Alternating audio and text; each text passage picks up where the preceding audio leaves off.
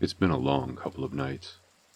I've stayed up through most of them, sifting through the many cardboard boxes, searching for more of these strange papers.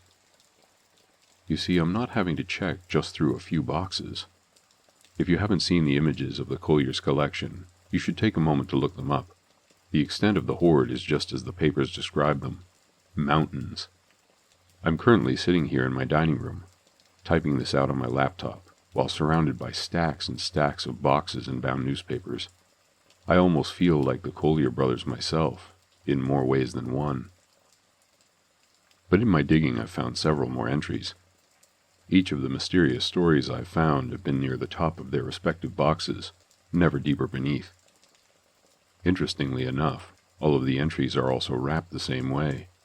They're tri-folded, like the papers you'd pull out of an envelope, and also bound taut with hemp string. Now, not every bundle of papers that match this description that I've found have been entries in the story, but I haven't found an entry to the story presented any other way. Furthermore, I think I've worked out a pattern.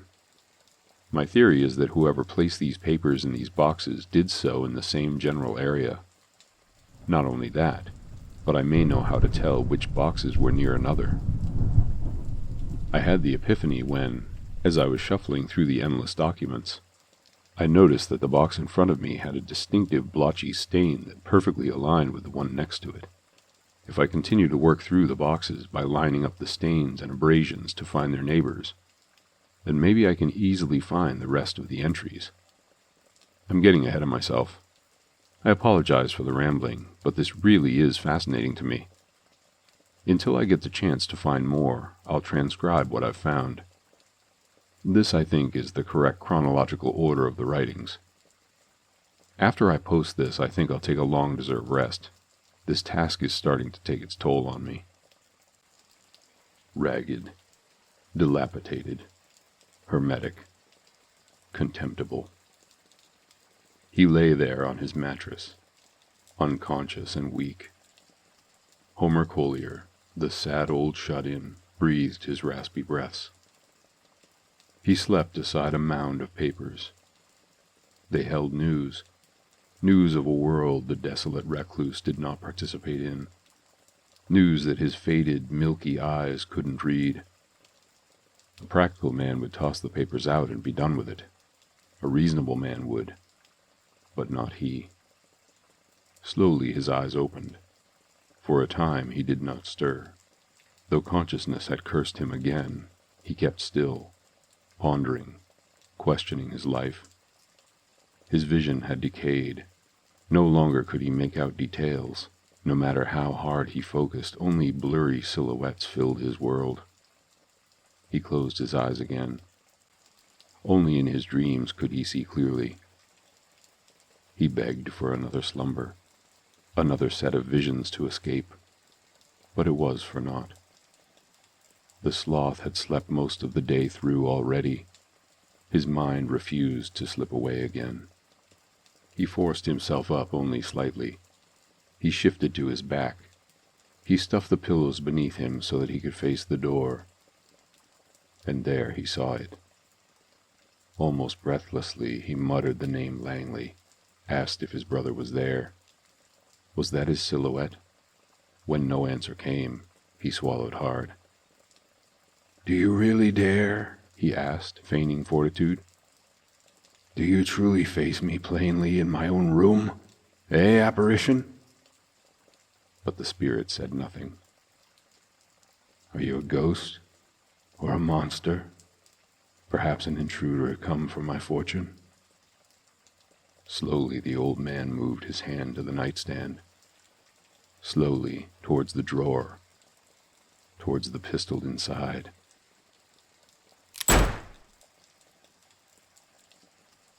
He was as pale as a ghost on his arrival. The blood was gone from his face. The look of utter, unmistakable dread. Langley slowly pacified. His brother was still living. The breaths began to fill Langley's lungs again. "What in God's name, Homer?" Homer looked at the shape of his kin, now standing where it had just stood. "Surely you didn't think..." I dared not imagine it. I only ran when I heard the shot." They kept silent, only looking at each other. Why then, Langley wondered, if not for that purpose, then for what? "It was here, dear brother, or rather there, standing where you are now, in the threshold of my room." Again, Langley's face grew pale. It couldn't be. It wasn't so. That it could go where it once would not.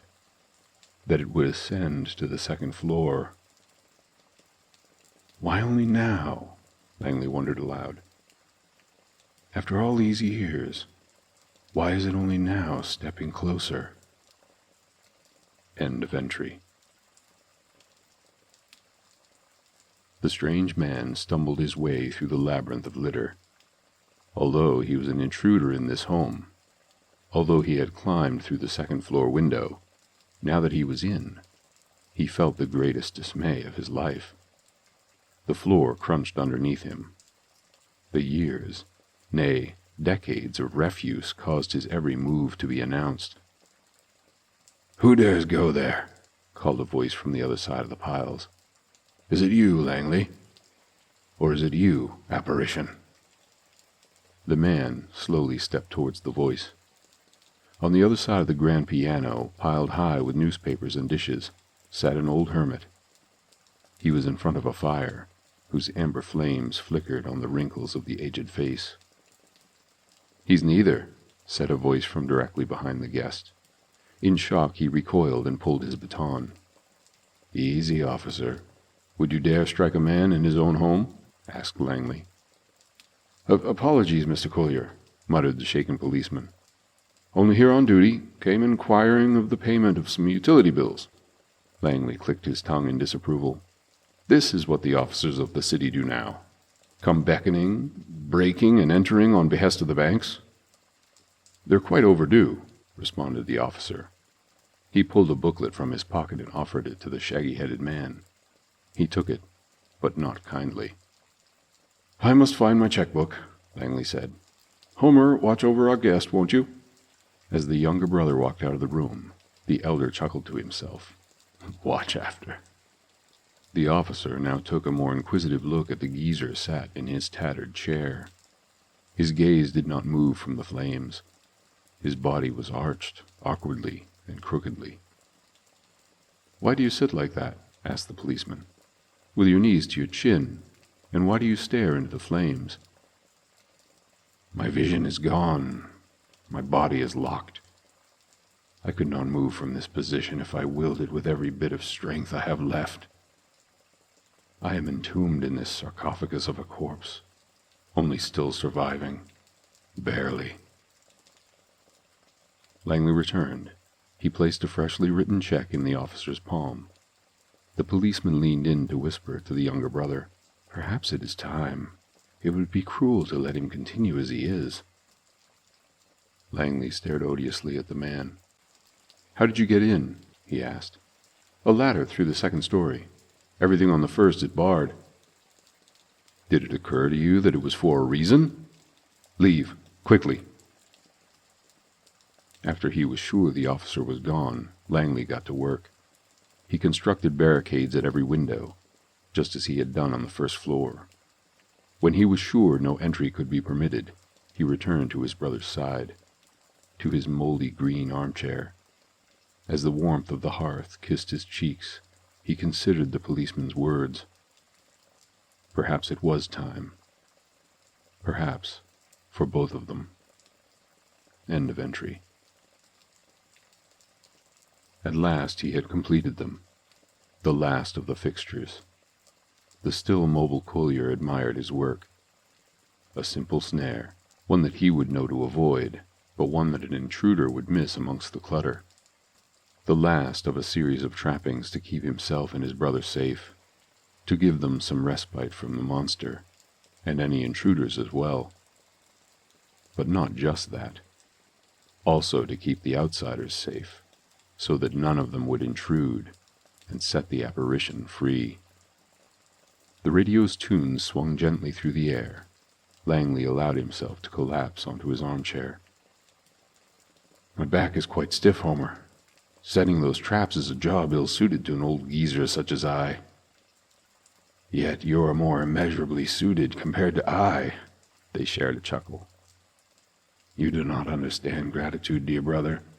You do not understand dear gratitude until you have lost your sight, your body, your sound mind. You do not know how grateful I am to keep my voice and ears." "Nor how displeased I am that those were the last to go," chided Langley. Once again they laughed merrily. They had gone several days without disturbance from their monster, several days of seeming normalcy. It would be their last. End of entry. Those were the only 3 that I have found, but what a find they have been. The story, the true story of what happened to the brothers may nearly be mine to know. And perhaps, even likely, I will be the first to know the truth. Anyhow, I must get some rest. The exhaustion is playing tricks on my mind. I keep seeing shapes just at the edge of my vision. Maybe I'm being paranoid from the readings, but it almost seems familiar. No, I'm being silly. I'll update again soon. If the last paragraph is anything to go by, perhaps I only have one more installment to find.